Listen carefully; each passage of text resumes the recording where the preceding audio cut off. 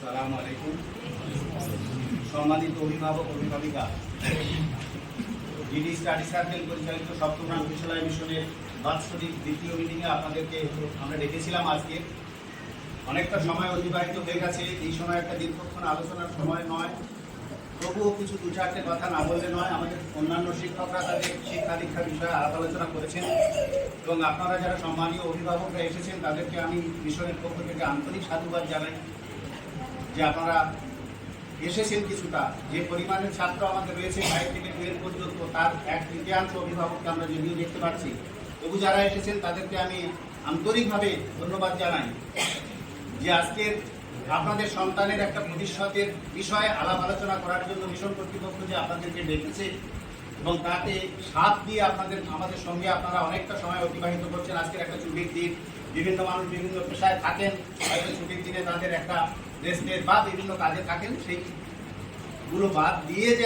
যারা এসেছেন, অনেক চাকরিজীবীরা রয়েছেন, অনেক ব্যবসায়ীরা রয়েছেন, মায়েরা রয়েছেন। বিশেষ করে আমি সেই সমস্ত মায়েদেরকে খুবই আন্তরিকভাবে বলছি যে আপনাদেরকে আমি আবার আন্তরিক সালাম সাধুবাদ জানাই যে আপনারা ছাত্রদেরকে যত বেশি বোঝেন, গার্জেনরা মানে বাবা যারা, তারা কিন্তু তুলনামূলকভাবে অত স্টাডি করে না ছেলে মেয়েদের। যাক, আমি দীর্ঘায়িত কোনো আলাপ আলোচনায় যাব না, শুধু একটা কথা বলি, দুটো একটা কথা বলবো। একটু ধৈর্য ধরুন আপনারা।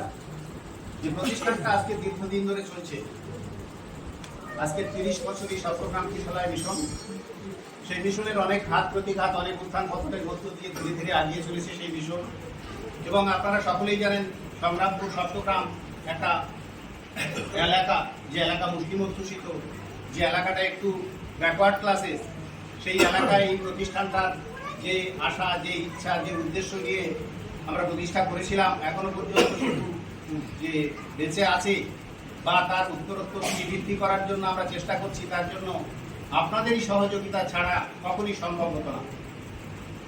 কারণ একটা প্রতিষ্ঠান চলতে গেলে আজকের যাদেরকে নিয়ে আমরা কাটাছেঁড়া করছি, যাদেরকে নিয়ে আমরা বড় মানুষ গড়ার জায়গা তৈরি করছি, যাদেরকে মানুষ গড়ার কারিগর বলা হয়েছে শিক্ষকদেরকে, তো সেই জিনিসটা চেষ্টা করে আজকের সন্তানটা আপনাদের না, আজকের আমাদের সমাজের সন্তান। তারা আমাদেরও সন্তান, আমাদের সমাজের সন্তান।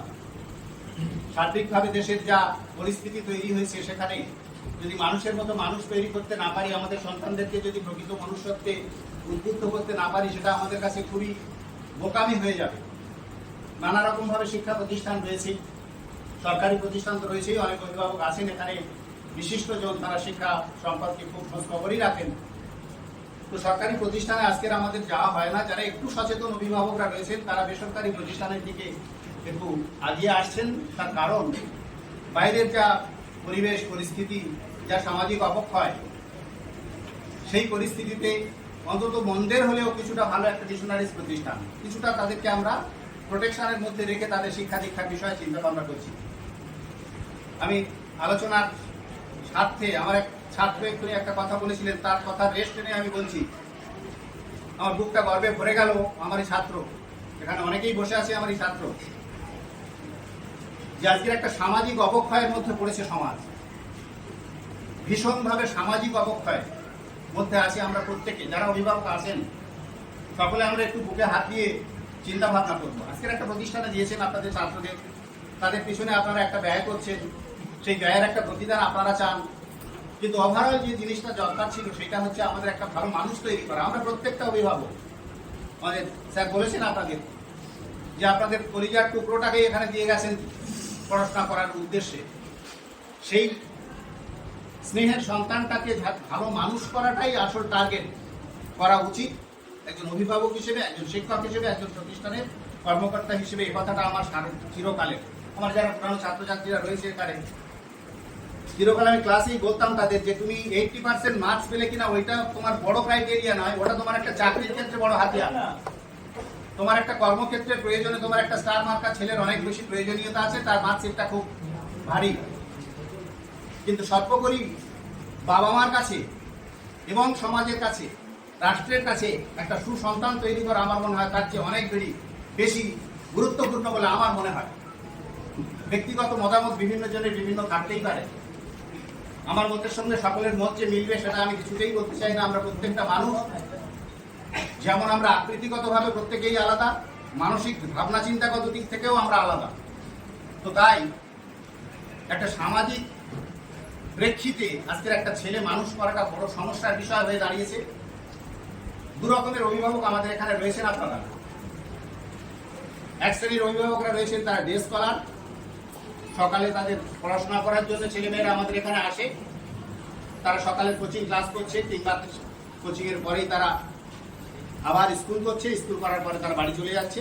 এটা এক ধরনের অভিভাবকরা রয়েছেন যারা বাড়িতে কেয়ার নিচ্ছেন অনেকটা সময় তাদের ছেলে বা মেয়েকে, তাদের প্রাণপ্রিয় সন্তানকে। আর কিছু অভিভাবক আছেন যাদের সন্তানকে পুরোপুরি আমাদের উপরে দিয়ে গেছেন, যে মিশনে দিয়ে দেওয়া হয়েছে। আমার ছেলে শিক্ষা দীক্ষা, আমার মেয়ের আখলাক, স্বভাব চরিত্র, কৃষ্টি কালচার, সেগুলোর একটু ডেভেলপ করা যায় কি করে, এবং সেই সাথে সাথে আগামী দিনে তাদের কোনো কর্মমুখী জীবনে আমরা নিয়ে যেতে পারি, যাতে সেই উদ্দেশ্য আমাদের রয়েছে সকলে। ক্লাস করার সময় আমি ছেলে মেয়েদের একই কথাই বলি যে তোমাদের গার্জেনরা এখানে যারা বসে আছেন, আমরা যারা আছি এখানে, আমরা কিন্তু বিরাট কিছু অর্থনৈতিক পরিস্থিতির পরিবারের সন্তান সন্ততি নই। যতটুকু আমাদের সমাজকে আমরা স্টাডি করেছি, বিশেষত মুসলমান সমাজ, একটা মিডিল ক্লাস, কিছু কিছু গার্জেন আছেন একটু আপার মিডিল ক্লাস, আর বেশিরভাগ আছে লোয়ার মিডিল ক্লাস। অনেক অভিভাবকরা রয়েছেন, আপনারা সরকারি চাকরি হয়তো কিছু করেন, কিছু ব্যবসা বাণিজ্যে একটু ভালো প্রতিষ্ঠা রয়েছে, কিন্তু বেশিরভাগই অভিভাবকরা আমাদের বলতে গেলে দিন আনা দিন খাওয়া পরিবার, কোনো রকমের সংসারটা চালিয়ে দেওয়া হয়। তার মাঝখান থেকে এই গন্তব্যের একটা বড় সমস্যা, মানসিক কষ্ট। আপনার ইচ্ছা আছে আপনার ছেলেটাকে বা মেয়েটাকে একটা জায়গায় নিয়ে যাওয়া, কিন্তু পারমিট করছে না আপনার ফিনান্সিয়াল কন্ডিশন। আমাদের এই প্রতিষ্ঠানে বিভিন্ন রকম আলাপ আলোচনা হয়েছে, আমাদের বলা হয়েছে যে বিভিন্ন রকম ক্যাটাগরির স্টুডেন্ট এখানে এসেছে। হয়তো ভালো ছেলে এসেছে, আমরা তো অবশ্যই বলছি যে ভালো ছেলে আসেনি তা নয়। সেই ভালো ছেলেটা হয়তো আরো একটা ভালো প্রতিষ্ঠানে যেতে পারতো, কিন্তু সেখানকার যে বাজেট, সেই বাজেটটা তার গার্জিয়ানের পক্ষে স্পেন্ড করা সম্ভব হয়ে ওঠেনি, এরকমও হতে পারে। কিংবা এখানে একটা আমার সামর্থ্যের মধ্যে একটা প্রতিষ্ঠানে আমার ছেলে মেয়েকে রেখে আমি একটা লেখাপড়া শেখার জায়গা তৈরি করার চেষ্টা করব। বিভিন্ন রকম আছে। আমরা শুধু খারাপ ছেলেদের সমালোচনা করছি না, করলে হবেও না, কারণ অনেক অভিভাবক আছেন তাদের ছেলে মেয়েরা নিশ্চয়ই ভালো আছে। নাহলে এই আমাদের প্রধান শিক্ষক বললেন যে গত বছর 20-22টা ছেলে সেকেন্ড ডিভিশন পাওয়া ছেলে, তাকে উচ্চ মাধ্যমিকের মতো সায়েন্স ক্লাসে ফার্স্ট ডিভিশন পাওয়ানো গেল কি করে? তাহলে প্রতিষ্ঠান চেষ্টা করে। আমরা কোনোদিন শুনুন, যে আশা ভরসা নিয়ে আপনাদের ছাত্রদেরকে দিয়ে যাচ্ছেন, প্রতিষ্ঠান চেষ্টা করে। আমার প্রত্যেকটা শিক্ষক শিক্ষিকা এখানে অনেকেই রয়েছে, আমি তাদেরকে সাধুবাদ জানাই। যেহেতু এটা প্রাইভেট প্রতিষ্ঠান, তারা জানেন যে এখানে কিন্তু 80 যায় মাইনে পায়ের কারবার নয়। বলেছেন একজন অভিভাবক, খুব সুন্দর বলেছেন যে সরকারি প্রতিষ্ঠানে যেগুলো হয় তাদের দায়বদ্ধতা থাকে না, হেডমাস্টার মশাই তাদের বলে বলে পারেন না, তাদের লবি তৈরি হয়ে যাচ্ছে, আমরা ক্লাস করবো কি করবো না সে আমাদের ব্যাপার।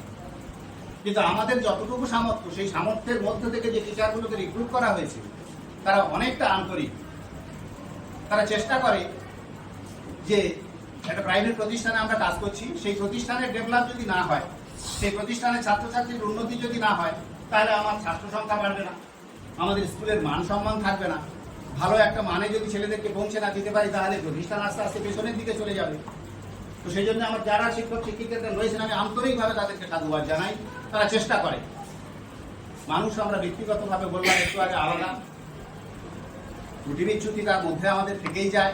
আমরা কেউই ধোয়া তুলসী পাতা নয়, কেউই একেবারে 100% দেওয়ার মতো পরিস্থিতি নয়। বর্তমান যা দিনকাল, সেই দিনকালে সত্যি কথা কি এই সমস্ত প্রতিষ্ঠান থেকে একটা শিক্ষককে যে পরিমাণে রিমুনারেশন দেওয়া হয়, মাইনে বলতে পারি না এসব, আমরা একটা সাম্মানিক জাস্ট দেওয়া হয়, তাতে তাদের পক্ষে একটা সংসার পরিচালনা করা খুবই কষ্টসাধ্য। তার মাঝেও দিনকাল, সমাজ পরিস্থিতি, অর্থনৈতিক পরিকাঠামো, তার ভিত্তিতে তারা এখানে কাজ করছেন এবং তারা অনেক আন্তরিকতার সঙ্গে কাজ করেন। তা সত্ত্বেও যে ত্রুটি বিচ্যুতিগুলো আপনাদের কাছে যদি ধরা পড়ে যে অমুক স্যারের এই জায়গাটা নেগলিজেন্সি আছে বলে আমাদের মনে হচ্ছে, কিংবা আমার ছাত্রের কাছ থেকে বা আমার মেয়ের কাছ থেকে আমি এই খবরটা পেয়েছি, স্যার একটু দেখবেন, আমরা অবশ্যই সেই সমস্ত শিক্ষক শিক্ষিকাকে পাশাপাশি ডেকে তাদের সঙ্গে আলোচনা করবো কি করে ডেভেলপ করা যায়। দীর্ঘায়িত বক্তব্য নয়, একটা কথা যে আজকের এই যে আপনাদের সঙ্গে আমাদের ইন্টারাকশন হচ্ছে, একটা যোগাযোগ, একটা মত বিনিময়ের জায়গা, শুধু যে শিক্ষকরা ভুলে যাবে আপনারা শুনে যাবেন সেটা নয়। আপনাদের তরফের সুবিধা অসুবিধাগুলো আমরা যেমন শুনছি, আমাদের সুবিধা অসুবিধাগুলো আপনাদের অবজার্ভ করতে হবে। সেই সাথে সবচেয়ে বড় যে জায়গাটা সেটা হচ্ছে আমাদের এই যে প্রথমেই বললাম, আমার ছাত্রকে আমি ধন্যবাদ জানাই, এই সমস্ত ছাত্র আমরা কিছু তৈরি করতে পেরেছিলাম। আজকের আমার দীর্ঘ 40 বছরের শিক্ষকতার জীবন, আমি একটা প্রতিষ্ঠানে কাজ করতাম, আমি রিটায়ার্ড পার্সন। তো দেখেছি আজ থেকে 15 বছর আগের যে ছাত্রছাত্রীরা ছিল, আজকে সে ছাত্রছাত্রী আমরা পাই না। কি পাই না? মেরিটোরিয়াস ছাত্র পেয়েছি, কিন্তু ভালো মানুষওয়ালা ছাত্রই পাইনি। তাহলে কি সকলে তাই? তা নয়, আছে তার মধ্যে পার্সেন্টেজ কম। উঠে আসছে ঠিক একই কথা। আমাদের পরিবার, যেখান থেকে সেই সমস্ত ছেলেদের শৈশব শুরু হয়েছে, যেখানে মায়ের কোলে লালিত পালিত হয়ে এসছে, একটা আচার আচরণ, তাদের একটা আখলাক, এই কথাটা বারবারই বলতে চাইছি। সেই জায়গাটা তৈরি করার জন্য আমাদের যেমন অবদান থাকবে তার চেয়ে অনেক বড় অবদান থাকবে অভিভাবকদের। এটা কিন্তু আমাদের সর্বোপরি মাথায় নেওয়া একান্ত জরুরি। গত শনিবারের আমাদের নার্সারি বিভাগের মিটিং হলো, সেইখানে একটা গার্জেন অভিযোগ করছেন যে স্যার, আমার এই বাচ্চাটা বাড়িতে গিয়ে একটা অশ্লীল কথা বলছে। নার্সারি বাচ্চা, ছেলেমেয়েরা অশ্লীল কথা বলছে। এই কথাটা আমার বাড়িতে আলোচনা কখনো হয় না, অথচ গিয়ে সে এমন একটা অশ্লীল কথা উচ্চারণ করছে যেটা স্যার আমাদের কাছে খুবই দৃষ্টিকটু, বা আমাদের কানে শুনতেও যেন এই কথাটা খুব লজ্জা লাগছে। তো আলোচনা কি করে হলো? তাহলে ক্লাসের মধ্যে কোনো না কোনো ছেলে সেই সব কথাগুলো বলেছে, বলতে আরেকটা ছেলে শুনেছে। তাহলে আমরা বিভিন্ন পরিবেশ থেকে যে উঠে আসি, সেই বিভিন্ন পরিবেশের বিভিন্ন কালচার, বিভিন্ন ধরনের আলাপ আলোচনা, বিভিন্ন পরিবারের বিভিন্ন ধরনের পদ্ধতি রয়েছে। ছাত্রকে, ছেলেকে শাসন করব, পরিবারে গন্ডগোল হয়, স্বামী স্ত্রীর মধ্যে কিছু মতবিদ্বন্দ্ব হবে, কথা কাটাকাটি হবে, বড় ছেলেকে মারতে হচ্ছে, স্বামী অনেক সময় আপনাকে বলছেন, আপনিও অনেক সময় স্বামীর উপরে কথা বলতে হচ্ছে। সেগুলো যেন সন্তানদের সামনে না হয়। সন্তানরা যখন দেখবে আপনি একটা অশ্লীল কথা আপনার হাজবেন্ডকে বলে দিলেন, তখন ওর মনের মধ্যে হবে তাহলে এই কথাটা তো বলা যায়, যেটা আমার বাড়িতে চলে। বাচ্চা ছেলে তো, ওরা একদম ফাঁকি পড়ার মতন শিখবে। যে কথা ওদের কানে আসবে সেই কথাটা ওরা শিখছে। পারিবারিক অনেক সমস্যা থাকবে। আপনার হাজবেন্ড যদি আপনাকে সেই বাচ্চাটার সামনে কোনো হাত চালায়, গায়ে এক হাত, বাচ্চাটা মনে মনে করবে, বা আমার আব্বা তো আমার মাকে মারলো, তুমি তাহলে অন্যজন কাউকে মারা যায়। এটা আমি আলোচনার স্বার্থে বলছি, আপনারা অন্য মাইন্ডে নেবেন না। কারণ আমরা যেরকম সমাজে বিলং করি, এরকম সমাজ থেকে আমরা উঠে আসি। তা সত্ত্বেও যে আমাদের ছেলে মেয়েকে তো হাল ছেড়ে দিলে হবে না। সমাজ খারাপ, অন্ধকারে ডুবে গেছে, কিন্তু সেই অন্ধকার থেকে আলোকের দিকে নিয়ে যাওয়ার জন্য স্কুল, শিক্ষা প্রতিষ্ঠান, মাদ্রাসা, মক্তব, বিভিন্ন ইসলামিক প্রতিষ্ঠান রয়েছে, যেখানে ছাত্রছাত্রীদের অন্যভাবে আখলাকের চেষ্টা চরিত্র করে তাদের ডেভেলপ করার চেষ্টা করা হয়। কিন্তু এটা আমাদের জেনারেল শিক্ষা প্রতিষ্ঠান, এখানে হিন্দু, মুসলিম, এখানে বিভিন্ন পরিবারের ছাত্রছাত্রীরা আসে। তাহলে সমস্ত রকম ছাত্রছাত্রীদের মধ্যে একটা সামঞ্জস্য বিধান রেখে শিক্ষার ডেভেলপমেন্টটা করার চেষ্টা করা হয়ে থাকে। সেক্ষেত্রে বিবেচনা আমাদেরও থাকবে, আপনাদেরও থাকবে। তো এই আলাপ আলোচনার মাধ্যমে মূল কথা যেটাতে আমার ছেলে মেয়েটাকে ভালো করতে হবে, ছেলে মেয়েটাকে মানুষ করতে হবে, তাকে